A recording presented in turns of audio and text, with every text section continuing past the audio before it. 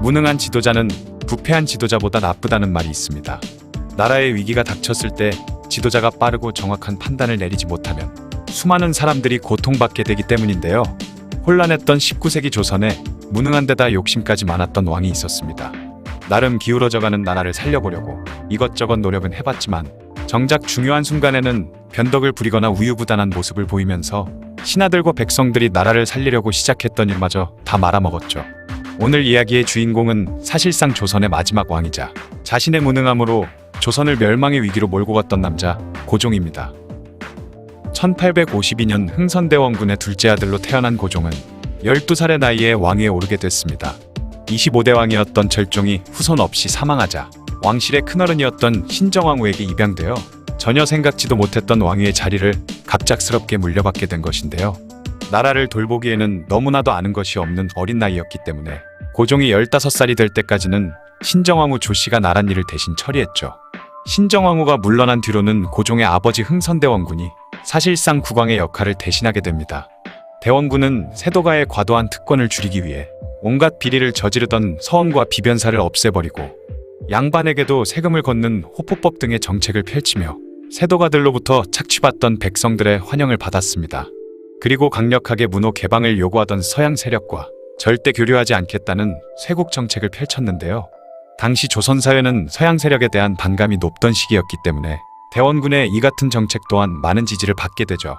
백성들의 지지로 강력한 실권을 쥐고 있던 대원군 때문에 고종은 이름뿐인왕으로 자신의 10대 시절을 보내게 됩니다.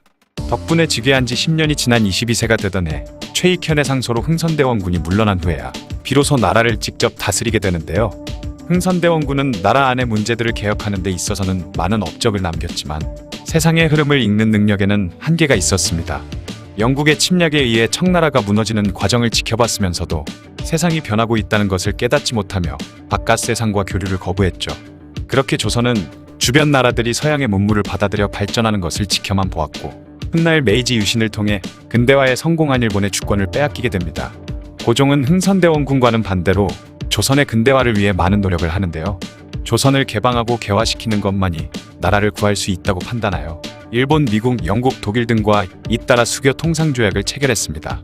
그리고 서양의 우수한 문명을 받아들이기 위해 미국을 최우선 파트너로 정하고 그들의 지식과 기술을 배워야 함을 강조했죠. 그만큼 고종의 근대화 의지는 확고해 보였는데요. 하지만 고종이 진정으로 나라를 부강하게 만들기 위해 근대화를 주장한 것인지 자신의 왕권을 강화하기 위한 차원에서 개혁을 원하는 태도를 보인 것인지에 대해서는 논란이 많습니다. 고종은 왕권 강화에 골몰했을 뿐 국권 수호나 진정한 근대화에는 큰 관심이 없었다는 주장도 있는데요. 왜냐하면 고종은 나라를 근대화시키자는 논리를 펼치면서도 여러 면에서 대원군 이전 세도 정권의 부패한 모습들을 똑같이 보여주며 자신의 욕심을 채우고 있었기 때문이죠. 이런 고종의 탐욕과 무능함은 여러 가지 사건에서 지속적으로 드러났습니다. 먼저 외척인 민씨일파가 부정부패를 저지르는 것을 사실상 방관하거나 부추겼는데요. 이 민씨일파가 선해청이라는 기관을 장악하고 군인들의 월급을 횡령하면서 일어난 사건이 바로 이모군란입니다. 나라를 지키는 군인들은 13개월이나 월급을 받지 못해 난을 일으켰는데 당시 고종은 자신의 아들인 순종의 결혼식 혼수품으로 많은 양의 비단을 일본 회사로부터 사들였다고 하는데요. 군인들의 상황을 알고도 그랬다면 왕으로서 자격이 없는 것이고 상황을 몰랐다면 그것대로 무능한 것이죠. 고종이 직접 나라를 다스리기 시작하면서부터 조선에서는 관직을 돈으로 사고 파는 매관매직이 유행했는데요. 외척인 민씨 일족은 이 매관매직에 적극적으로 개입했으며 고종도 이를 통해 자신의 개인 비자금인 내탕금을 모았습니다. 문제는 매관매직으로 관직을 산 관리들이 자신이 쓴 돈을 메꾸기 위해 백성들을 착취했기 때문에 참다 못한 농민들의 불만이 폭발했고 이것이 결국 동학농민운동으로까지 이어졌다는 것입니다.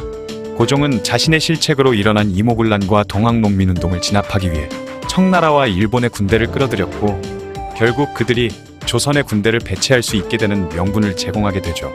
얼마 후에 조선에 있던 일본군이 민비를 살해하는 을미사변을 일으키자 고종은 자신이 한 나라의 왕이라는 것도 잊었는지 러시아 공사관으로 도망을 가버립니다. 1884년 갑신정변이 일어났을 때도 초기에는 김옥균과 박영효의 요구를 받아들이는 듯했으나 금방 마음을 바꿔 결정적인 순간에 발을 빼버리는 변덕을 보였고 결국 갑신정변은 실패로 끝나게 되죠. 또한 지나칠 정도로 권력에 집착하여 독립협회를 무너뜨리고 만민 공동회를 탄압해버리기도 했습니다. 독립협회는 1896년 7월 2일에 설립되어 1898년 12월 25일 해산될 때까지 2년 반 동안 조선의 민권운동과 근대화 운동에 힘썼던 민간단체입니다.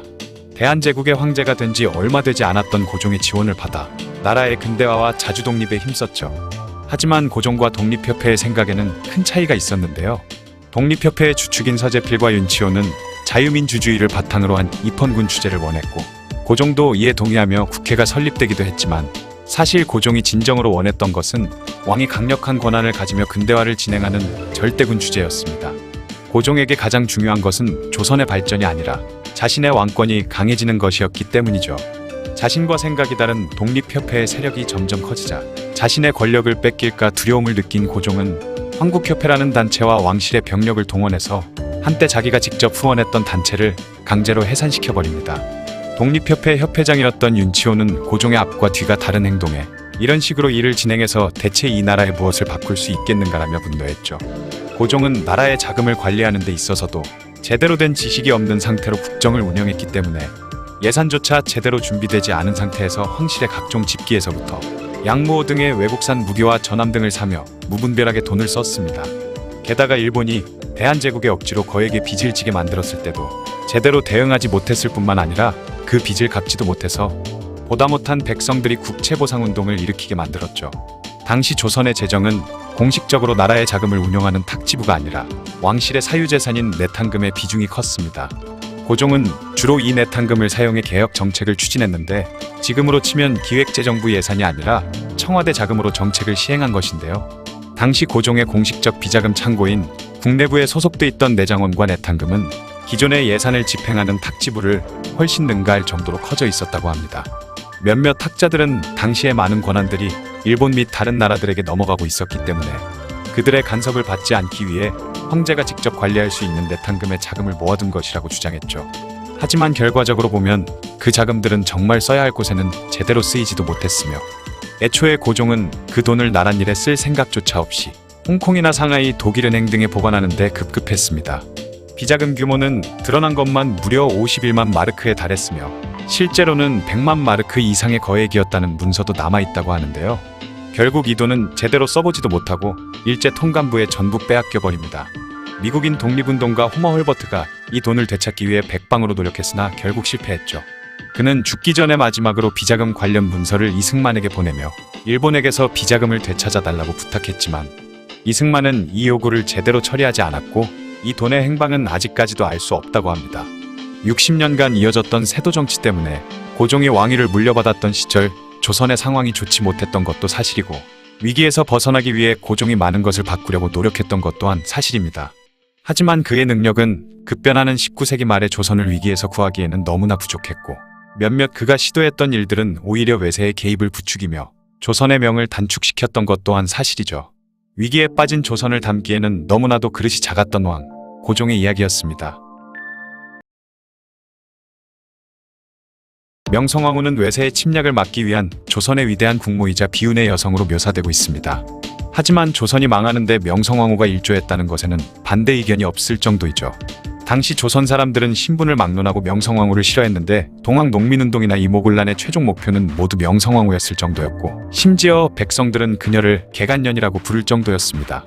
도대체 명성황후는 무슨 짓을 벌였길래 당시에도 그렇고 지금까지도 이런 욕을 먹고 있을까요? 당시 조선은 오랫동안 세도 정치로 인해 나라가 개판이었는데, 이에 흥선대원군은 외척 세력의 힘을 항상 경계하고 있었죠. 그래서 고종의 배필로 아버지도 없고 남자 형제도 없어서 외척 걱정도 없으면서 집안의 급도 떨어지지 않았던 민자형을 간택했던 것입니다. 그렇게 명성황후는 중전이 되었지만 시아버지 흥선대원군과는 사이가 점점 틀어졌는데요. 사이가 벌어진 가장 큰 이유로 꼽는 것이 바로 명성황후가 낳은 아기가 항문이 막힌 상태로 태어나 사이루의 세상을 떠나자 대원군은 곧바로 고종과 궁인이시 사이에서 태어난 완화군을 원자로 책봉하려 했기 때문이라는 것이죠. 그렇게 명성황후는 여러 대신들과 최익현을 시켜 흥선대원군의 하야와 퇴진을 요구하는 상소를 지속적으로 올리게 했고, 결국 대원군은 물러나고 고종이 직접 나라를 다스리게 되었습니다. 그러자 이제 명성황후는 나라를 대차게 말아먹기 시작했죠. 그녀는 남편 고종을 뒷받침할 세력으로 민씨 일족들을 대거 추천했고, 고종은 명성황후를 믿고 이들을 모두 받아들였습니다. 그렇게 260여 명의 민씨 일가가 중앙 요직부터 지방 관직까지 거의 싹쓸이 하다시피 했으며 이 민씨 일가의 매관매직, 부패, 사치 등 여러 악행들은 이루 말할 수 없을 정도로 엄청났죠. 민씨 일가는 자신들의 권력을 더욱더 공고히 하기 위해 혈연학연 지연을 총동원해 남아있던 관직까지 휩쓸어버렸습니다. 그렇게 민씨 일가는 순식간에 가장 큰 세력이 되었죠. 병조판서이자 세곡을 관리하던 선해청의 당상관 민겸호는 군졸들에게 줘야 할 급여를 빼돌려 자신이 꿀꺽해버렸는데 이로 인해 격분한 군졸들은 이모군란을 일으키기도 했습니다. 군졸들에게 줘야 할 급여도 부족하던 심각한 상황에도 고종은 세자와 세자빈의 가래를 위한 혼수품으로 대량의 비단을 구입하는 데 엄청난 돈을 써버리기도 했죠. 이모군란을 일으킨 군졸들의 목표는 이 모든 일의 원흉이라고 할 수 있는 명성황후와 민씨 일파였고 결국 민겸호는 이들에 의해 죽임을 당했지만 명성황후는 궁녀 복장을 한 채로 충주 목사 민흥식의 집으로 도망쳐버리고 말았습니다. 황현의 매처냐록에 따르면 그녀가 충주로 도망을 갈 때 강을 건넜어야 하는데 사공이 강을 차단하라는 명령이 있었다고 하면서 배를 태워주지 않으려 하자 명성황후는 금반지를 빼서 가마 밖으로 던져주어 건널 수 있었다고 하죠. 그리고 어느 작은 마을을 지나가면서 잠시 쉬고 있을 때 한 노인이 다가와 중전이 음란에 이 난리가 났으니 낭자가 여기까지 피나누게 되었네요 라고 했는데 그녀는 아무 말 없이 듣고만 있다가 훗날 황궁을 하고 나서 이 노인을 벌주기 위해 찾았지만 찾을 수 없자 그 마을을 통째로 없애버렸다고 하죠. 그러나 더 큰 문제는 이제부터 시작이었는데 충주로 도망친 명성황후는 이모군란을 일으킨 군졸들을 진압하기 위해 청나라의 도움을 청했고 이로 인해 외국 군대가 합법적으로 조선에 주둔하게 된 원인이 되었습니다. 그리고 다시 명성황후와 민씨들은 조정으로 복귀할 수 있었죠. 민겸호뿐만 아니라 다른 민씨 일가의 만행도 어마어마했는데요. 그들은 한반도에 돈이 될 만한 것들은 모조리 헐값에 팔아넘기면서 그 돈들을 착복했죠. 그렇게 근대화에 써야 될 돈을 민씨들이 사유화해버리면서 나라 경제는 휘청이고 있었습니다. 민영식은 국가 한 해 세입 480만 양 중 7분의 1에 해당하는 70만 양 정도를 횡령하기도 했죠. 2021년 국가 세입이 524조 원 정도였던 걸로 생각해보면 민영식 혼자서 약 74조 원의 돈을 헤쳐먹었던 것입니다. 이 민영식이 얼마나 헤쳐먹었는지 훗날 그를 영남 도적이라고 부를 정도였죠. 그리고 민영주는 청나라의 위안스카이와 붙어먹으며 친청파로서 권력을 휘두르던 인물이었습니다. 그는 동학농민운동을 진압하기 위해 청나라의 출병을 주도하기도 했는데 나중에 조선에서 일본의 영향력이 강해지자 그땐 일본에 붙었고 훗날 친일행위의 공로를 인정받아 자기까지 받았죠. 그리고 이름을 영의로 바꾸는데 그 유명한 친일파 민영이가 바로 이 민영준이었습니다. 그는 관직에 있을 때 백성들 고열을 쥐어짜며 수탈한 재물을 잘 불려나갔던 덕에 일제강점기 동안 조선의 최고 부자들 중 한 사람이기도 했죠. 광복 이후 민영위의 재산을 국가로 환수하기로 결정이 되었는데 그의 후손들은 이 결정에 불복하여 국가에 소송을 제기하기도 했습니다. 그런데 민씨 일가가 백성들의 고열을 쥐어짜 엄청난 돈을 모았던 반면 명성황후는 어마어마한 사치와 낭비로 흥선대원군이 10년여에 걸쳐 쌓아놓았던 국고를 단 1년 정도 만에 탕진해버리는데요. 고종과 명성황후가 앓고 있던 병을 조선에 와있던 외교관이자 이사인 알렌이 치료해 주었는데 이때 명성황후는 90m가 넘는 길이의 비단 한 필과 황금빛 비단 두루마기를 하사했다고 합니다. 또한 1884년에 일어난 갑신정변으로 인해 조카인 민영에게 엄청난 부상을 당했는데 이때도 알렌이 그를 치료해 주었죠. 알렌은 자신의 일기에 민영익을 치료해준 사례금으로 명성황후에게 10만 냥을 받았다고 기록해 두기도 했습니다. 10만 냥을 굳이 현재 가치로 따지면 정확하게 알 수는 없지만 당시 한 냥의 가치가 지금의 약 3만 원에서 5만 원 정도로 보이는데 10만 냥이면 현재 30억에서 50억 정도의 엄청난 금액이죠. 이 엄청난 돈을 사례금으로 그냥 줘버렸던 것입니다. 이 알렌은 훗날 운산금광의 채굴권을 따내려고 정부 요직에 있던 이완용 등 친미파 인사들과 협상을 하며 골머리를 썩히고 있던 와중에 명성황후의 한마디로 하루아침에 채굴권을 획득하게 되는데요. 명성황후의 말은 바로 지난 10년간 조선을 위해 봉사한 알렌에 대한 감사의 표시로 운산금광을 하사하라 라는 말이었습니다. 이 한마디로 인해 운산금광이 미국에 넘어갔고 이후 운산금광에서는 약 40년간 900만 톤의 금을 채굴해 거의 5,600만 달러의 수익을 미국에 벌어다 주었죠. 그런데 알렌뿐만 아니라 명성황후의 주치의였던 릴리어스 언더우드는 조선에서 결혼을 하게 되었는데 이때 명성황후에게 축의금으로 100만 냥을 받았다고 자신의 저서 조선견문록에 기록했다고 합니다. 거기다가 민비는 무속신앙에도 심취해 있었는데요. 진령군이라는 무당을 총애했던 명성황후는 세자의 복을 빌고 그의 병을 고치기 위해 국내에서도 수시로 구판을 벌였으며 한 번 구판을 벌일 때마다 몇만 냥씩 써댔죠. 심지어 고종은 그녀가 영험하다 하여 왕실 종친이나 외척 또는 공신에게만 주었던 군호를 내렸고 그때부터 진령군으로 불리기 시작했던 것입니다. 또한 금강산의 전기를 한양으로 가져와야 나라가 태평해진다는 이야기를 들은 명성황후는 금강산에 봉우리 12,000개, 쌀 한 섬과 배 한 필, 그리고 돈 100냥씩을 바쳤다고 합니다. 이때 바친 재물들은 모두 진령군의 주머니 속에 들어갔죠. 이후 진령군은 나랏돈으로 한양의 북쪽의 관우 사당인 북묘를 지은 후 엄청난 돈을 벌어들였는데 고종과 명성황후는 이곳에 자주 찾아가 점도 치고 굿도 했다고 합니다. 이런 식으로 명성황후는 금세 내수사의 돈을 모조리 탕진해버렸고 이후에는 호조나 선해청의 공금까지 마음대로 사용했다고 하죠. 게다가 명성황후의 접견실에는 가로 570cm, 세로 240cm 크기의 표범 양탄자가 깔려 있었는데 이는 표범 48마리의 가죽 양이었다고 합니다. 결국 국고는 텅텅 비게 되었고 고종의 법적 어머니였던 조대비의 장례를 치를 비용마저 없자 결국 백성들에게 또다시 세금을 거둬 그 돈으로 겨우 장례를 치렀다고 하죠. 이후 조병갑의 횡포를 참을 수 없었던 백성들은 동학농민운동을 일으켰는데 이때 또 다시 명성황후는 청나라에 출병을 요청했고 텐진조약에 의해 일본도 조선의 병력을 파견하게 되면서 훗날 청일전쟁이 일어나는 계기가 되었습니다. 국민을 보호해야 할 국가가 또다시 외세를 끌어들여 자국민을 잔인하게 진압해버린 것이죠. 나라와 백성들을 생각했다면 이럴 수는 없었는데 명성황후는 자신의 자리 지키기에만 급급했던 것입니다. 거기다가 조선을 전쟁터로 만들어버린 동시에 일본군과 청군의 각각 조선 정규군까지 파병해 서로 총질까지 하게 한 인물이 바로 명성황후였죠. 청일전쟁에서 일본이 승리했지만 삼국 간섭으로 인해 일본의 영향력이 약해지자 명성황후는 자신의 자리를 지키기 위해 이젠 러시아의 편에 붙게 되는데요. 러시아의 힘을 빌려 일본을 견제하려 했던 명성황후는 일본의 제거 대상 1호가 되었고 결국 여우사냥이라는 작전하에 치밀한 계획을 세운 일본 낭인들에 의해 죽임당하고 말았습니다. 일본 낭인들은 명성황후의 시신에 석유를 뿌려 불태운 뒤 연못에 던져버렸죠. 당시 백성들은 명성황후가 죽었다는 것에 기뻐했다고 합니다. 하지만 한편으로는 분노를 일으켰는데요. 그 이유는 바로 백성들의 손으로 단죄했어야 하는 명성황후를 일본 진해가 뭔데 함부로 우리나라 왕비를 죽였냐는 이유에서였죠. 비록 명성황후가 온갖 악행은 다 저지르고 500년 역사를 가진 조선왕조를 망하게 한 장본인이기도 하지만 일본에 의해 그렇게 죽임당한 건 너무 화가 나는 일이기도 합니다. 세도 정치를 부활시켰을 뿐만 아니라 엄청난 사치와 낭비로 나라의 국고를 탕진해버려 결국 조선이 일본의 식민지가 되어버리는 비극을 발생시킨 원흉이 된 인물 명성황후의 악행에 대한 이야기였습니다. 혹시 그거 아시나요? 현재 인터넷에 떠도는 명성황후의 사진은 다 추정일 뿐 실제 명성황후의 모습이 아닙니다. 그런데 야사에 따르면 명성황후와 너무 똑같이 닮아서 고종의 총애를 받았다는 한 여인이 있죠. 그녀의 실제 모습을 보면 그렇게 미인이라 할 수는 없을 것 같지만 당시 고종을 모시던 정환덕이라는 인물의 말에 의하면 선녀가 하늘에서 내려온 듯 정신이 혼미해질 정도의 미인이었다고 합니다. 그녀는 바로 엄기비라 불렸던 순원황기비이죠. 1895년 10월 8일 일본 낭인들이 경복궁에 난입해 명성황후를 잔인하게 시해한 을미사변이 일어나고 크게 상심하고 있던 고종을 바로 곁에서 위로해준 여인이죠. 오늘은 이 순원황기비에 대한 이야기입니다. 그녀는 1854년에 평민의 자식으로 태어나 워낙 가난하게 지내다 보니 어쩔 수 없이 5살의 어린 나이에 궁녀가 되어 궁에 입궐하게 되었죠. 그리고 나이가 들면서 상궁이 되었고 명성황후를 모시는 시위상궁이 되었습니다. 엄상궁이 나이도 많은데다가 용모도 아름답지 않아서 고종의 승은을 입을 일이 없을 거라 생각한 명성황후는 그녀를 많이 아꼈다고 하죠. 그러던 1882년 훈련도감에서 해고된 구식 군인들의 체불된 임금을 모래와 쌀겨가 섞인 불량쌀로 지급해 일으킨 난인 이모군란이 일어나자 명성황후는 피난을 갔었는데 그때 엄상궁은 지극정성으로 고종을 보살폈고 그 공을 인정받아 지밀상궁이 되었습니다. 그리고 1885년 32살의 나이로 마침내 엄상궁은 고종의 눈에 들어 승은을 입게 되었죠. 그러자 이 사실을 알게 된 명성황후는 질투에 사로잡혀 상궁 직책을 박탈하고 그녀를 궁 밖으로 쫓아내버렸습니다.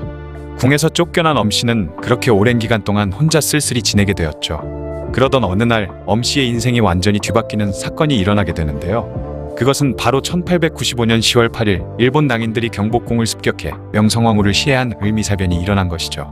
이에 고종은 자신도 일본에 의해 살해당할지도 모른다는 불안에 휩싸였고 자신을 돌봐줄 여성으로 엄씨를 다시 궁으로 불렀던 것입니다.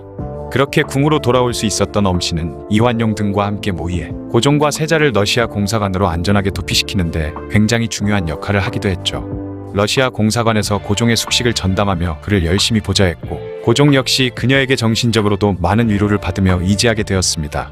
그러다 엄씨는 결국 고종의 아이까지 임신하게 되었죠. 러시아 공사관으로 고종이 몸을 피하고 1년이 지났을 무렵 독립협회가 전개한 황궁운동 덕분에 다시 덕수궁으로 돌아오게 되었고 1897년 10월 12일에 고종은 대한제국을 선포했습니다. 그리고 8일 뒤인 10월 20일 그녀는 44세의 나이로 아들 이은을 낳게 되었죠. 야사에 따르면 그녀는 당시로서는 너무나도 노산이라 무사히 아들을 낳기 위해 북한산의 산신각까지 짓고 기도를 올렸다고 합니다. 어쨌든 아들을 낳은 공으로 그녀는 엄귀인으로 책봉되었고 1900년에는 순빈, 다음 해에는 순비로 봉해졌죠. 그리고 당시 명성황후 다음 황후가 정해지지 않아서 그녀는 사실상 고종의 왕비 역할을 하게 되었습니다. 고종은 사실 그녀를 황후로 삼고 싶었는데 엄귀인의 신분이 천안 일개 궁녀 신분이었고 과거 숙종이 세워놓은 후궁은 절대로 왕비가 될 수 없다는 법도가 있었기 때문에 신하들의 엄청난 반대에 부딪혀 결국에는 왕비가 되지 못했죠. 그리고 이때 왕위 계승에 가까웠던 순종의 동생 이준용도 그녀가 왕비가 되는데 크게 반대를 했다고 합니다. 그러자 결국 그녀는 황후의 바로 아래이자 후궁 중에서는 가장 높은 자리인 황귀비라는 직책을 받게 되었죠. 또한 엄귀인은 실질적으로 황후의 대우를 받았으며 복색도 황후의 복색을 갖췄었다고 합니다. 게다가 명성황후의 장례식이 치러진 이후에도 고종은 황후의 자리를 비워두었고 이후 황태자였던 순종의 태자비 민씨가 세상을 떠났을 때도 아버지 고종보다 먼저 새로운 태자비를 맞이했죠. 어쨌든 러일 전쟁에서 승리한 일본은 곧바로 한반도 침략에 대한 야욕을 드러내는데요. 1905년 을사늑약을 강제로 체결했고 을사늑약의 부당함을 알리기 위해 고종은 헤이그에 특사를 파견했지만 일본의 방해로 실패로 끝나고 말았습니다. 그러자 이완용은 고종을 찾아가 퇴위를 강요했고 결국에는 고종과 순종도 없는데 내시를 꼭두각시로 세워 황위를 교체해버렸죠. 그렇게 고종은 강제 퇴위당하고 순종이 황위에 오르게 되었는데 순종에게는 후사를 이을 아들이 없었고 병약했기 때문에 엄귀비는 자신의 아들 영친왕을 대한제국 황태자로 올릴 계획을 세우게 됩니다. 이 사실을 알게 된 의친왕은 반발하면서 엄귀인과 갈등이 발생하게 되었죠. 당시 후계자 1순위는 의친왕이었지만 그는 1902년에 있었던 1심의 사건 때문에 고종의 눈밖에 나 있던 상태였는데요. 1심의 사건이란 일본으로 유학을 갔던 학생들 일부가 고종을 쫓아내고 의친왕을 황제로 옹립시키려는 정변이었죠. 그러나 당시 의친왕은 미국 유학 중이라 관련이 없었지만 고종은 이후 그를 경계하기 시작했던 것입니다. 이후 의친왕이 유학을 갔다가 다시 돌아오려고 도쿄에 왔을 때 고종이 들어오지 말라고 해 다시 미국으로 돌아가기도 했고 다시 귀국하려 할 때는 엄귀비가 신하를 보내 의친왕에게 막대한 돈을 주며 돌아오지 말라고 압박을 하기도 했죠. 그러다 결국 다음 황태자는 영친왕이 되었습니다. 사실 순종의 후사를 잇는 거라서 황태자가 되어야 하는데요. 굳이 황태자로 책봉했던 이유는 제위에서 강제로 물러났지만 사실상 황제는 고종 자신이라는 의지의 표명이기도 했던 것이죠.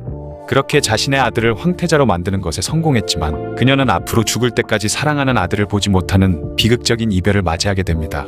바로 1907년 이토 히로부미가 신학문을 가르쳐야 한다는 명분으로 영친왕을 일본의 볼모로 데리고 가버렸던 것이죠. 다음 황제가 될 황태자에게 유학을 가라고 하자 데리고 가지 못하도록 조정의 대신들과 함께 엄귀비는 격하게 반발했지만 자신의 아들을 보호해주지는 못했습니다. 그렇게 그녀는 아들과 강제로 헤어지게 되었고 평생 영친왕을 그리워하며 애통해했다고 하죠. 이후 그녀는 일본에 대항을 하려면 어릴 적부터 교육을 해 힘을 가져야 한다고 생각했고 배움의 기회가 거의 없었던 여성들을 위한 여학교를 만들었습니다. 1905년에는 양정의숙을 그리고 1906년에는 현재 진명 여자고등학교인 진명여학교와 숙명 여자대학교의 전신인 명신여학교를 세웠죠. 또한 궁녀들도 학교에 입학시켜 교육을 받게 했으며 학생들에게 필요한 경비와 학용품을 지원해 주기도 했습니다. 그 외에도 거린들을 돕기도 하는 등 많은 사회활동과 자선사업을 하기도 했죠. 그러던 어느 날 아들 영친왕이 일본의 사관학교에서 철저하게 일본식 교육을 받고 강도 높은 훈련을 받으며 점심으로 주먹밥을 먹는 모습의 영상을 보게 되었는데 이를 보고 울면서 비통해하다가 급체를 하기도 했다고 하죠. 게다가 유학 갔다는 아들이 단 한 번도 귀국하지 못하고 얼굴도 보기 힘들자 당시 통감이던 데라우치 마사다케에게 일본 학교엔 방학도 없냐, 아들이 푸케도로 여행을 갔다는데 그럴 시간이 있으면 부모를 만나게 해주는 것이 인지상정 아니냐며 격하게 항의했다고 합니다. 하지만 1910년 8월 29일 대한제국이 일제에 병합되는 경술국치를 맞게 되고 그로부터 약 1년 후인 1911년 7월 20일에 덕수궁에서 장티푸스에 걸려 57세의 나이로 급작스레 세상을 떠나게 되었습니다. 어릴 적 아들이 일본에 끌려간 이후 단 한 번도 다시 만나지 못하고 쓸쓸히 세상을 떠나게 되었죠. 그 소식을 들은 영친왕은 일본에서 급히 귀국했지만 장티푸스가 전염될 수 있었기 때문에 그녀의 시신 가까이 가지도 못했습니다. 격변의 시기에 태어나 궁녀에서 황귀비 자리에까지 오르고 자신의 아들을 황태자 자리에까지 앉혔지만 결국 남편의 강제 폐위와 아들이 일본에 끌려가는 걸 지켜만 보고 사랑하는 아들을 다시는 보지 못한 채 쓸쓸히 죽음을 맞은 비운의 여인 순원 황귀비, 엄귀비에 대한 이야기였습니다. 조선시대 말 고종과 민비의 총애를 받아 권세를 휘둘렀던 무당이 한 명 있었습니다. 그의 이름은 박창렬이라고 알려져 있는 여인이었죠. 그녀는 출생연도와 사망연도, 심지어 어디서 태어났는지조차 제대로 알려지지 않았지만 분명히 실존했고 고위 관료들조차 그녀에게 쩔쩔매었을 정도로 강력한 권력을 휘둘렀습니다. 오늘은 조선이 서서히 망해가던 시기에 권력을 잡아 조선이 더 빠르게 망하도록 가속도를 붙인 인물, 진령군에 대한 이야기를 해볼까 합니다. 1882년 6월 신식군대 별기군과 차별 대우를 받았던 구식군대는 13개월치에 달하는 녹봉을 받지 못하고 있었습니다. 그러던 어느 날 쌀, 포, 동전의 출납을 맡고 있는 선해청의 당상관이었던 민겸호의 명으로 밀린 녹봉 중 겨우 한 달치의 녹봉을 받게 되었는데 녹봉으로 받은 쌀 포대 안에는 20% 정도만 쌀이었고 나머지 80% 정도는 모래와 쌀겨 등이 들어있는 것이었죠. 군인들에게 지급해야 할 녹봉도 민씨 일가가 다 헤쳐먹은 것이었습니다. 이에 격분한 구식군대 병사들은 그대로 민씨 일가와 민비를 죽이기 위해 난을 일으키는데 이 일이 바로 이모군란이죠. 갑자기 난리가 나자 민비는 급하게 궁녀로 변장해 도망을 치게 되었고 그녀는 광주, 여주를 거쳐 마침내 충주 장호원에 있는 민흥식의 집에 몸을 숨기게 되었습니다. 반란을 일으킨 구식군대 병사들은 사태의 수습을 위해 흥선대원군을 찾아갔고 그는 성난 병사들을 위로하는 동시에 며느리였던 민비가 다시 궁으로 돌아오지 못하게 하기 위해서 그녀가 죽었다고 발표했죠. 이미 사망 선고를 해버렸으니 민비는 누구한테 죽어도 전혀 문제가 되지 않는 상황에 놓이게 되었고 그녀는 두려움에 벌벌 떨고 있었습니다. 상황이 하루가 다르게 급박하게 돌아갔지만 그녀가 할 수 있는 일은 숨어있는 일 외엔 전혀 없었기 때문에 답답한 나날이 속절없이 지나갔죠. 그렇게 두려움이 극에 달해 있을 때 집의 대문을 두드리는 누군가가 있었는데요. 문을 살짝 열어 누군지 물었습니다. 그러자 문 앞에는 웬 무당이 서 있었고 중전께서 이곳에 계신다고 신령님께서 계시해 주셨습니다. 라고 하는 것이었죠. 깜짝 놀란 민흥식은 그 무당을 집안으로 들여 민비에게 소개를 시켜주었는데 그것이 12년간 민비의 소울메이트가 될 여인 진령군과의 만남이었습니다. 불안한 마음을 감출 수 없었던 민비는 지푸라기라도 잡고 싶은 심정으로 그 무당에게 자신이 다시 환궁할 수는 있는지 할 수 있다면 그게 언제인지 물었는데 그 무당은 자신 있는 태도로 앞으로 50일 안에 환궁할 수 있을 것이라 하며 그날은 아마 8월 초하루쯤이 될 것이라고 그때에 맞춰서 환궁할 준비를 하라는 것이었죠.